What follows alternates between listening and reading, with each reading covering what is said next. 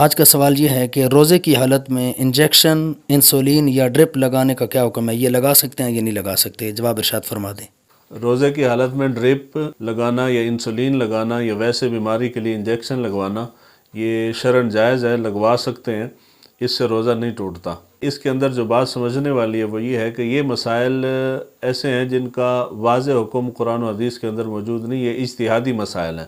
اس کے اندر بعض علماء نے اس چیز کے اوپر فتویٰ دیا ہے کہ جی انہوں نے مختلف صورتیں بیان کی ہیں کہ جی فلاں فلاں صورت کے اندر آپ انجیکشن نہیں لگوا سکتے یا ڈرپ نہیں لگوا سکتے، اور بعض نے اس کے جواز کا فتویٰ دیا ہے۔ اکثریت کا فتویٰ یہی ہے کہ جی آپ لگوا سکتے ہیں، ڈرپ بھی لگوا سکتے ہیں، انسولین بھی لگا سکتے ہیں، اور ویسے بیماری کی وجہ سے اگر آپ انجیکشن لگوانا چاہیں تو وہ بھی لگوا سکتے ہیں۔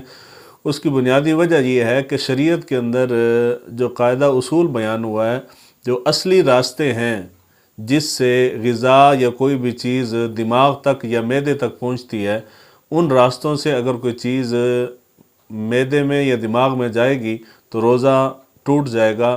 یہ جو ہم انجیکشن لگواتے ہیں یا ڈرپ لگواتے ہیں یا انسولین لگاتے ہیں، یہ ان راستوں سے معدے کے اندر نہیں جاتی، نہ یہ دماغ تک جاتی ہے، بلکہ یہ رگوں کے ذریعے یا مسامات کے ذریعے انسانی جسم کے اندر داخل ہوتی ہے۔ تو اس لیے جو اس کے جواز کے قائل ہیں ان کا اس بنا کے اوپر فتویٰ یہ ہے کہ جی آپ اگر لگوا لیں تو اس کے اندر حرج نہیں ہے۔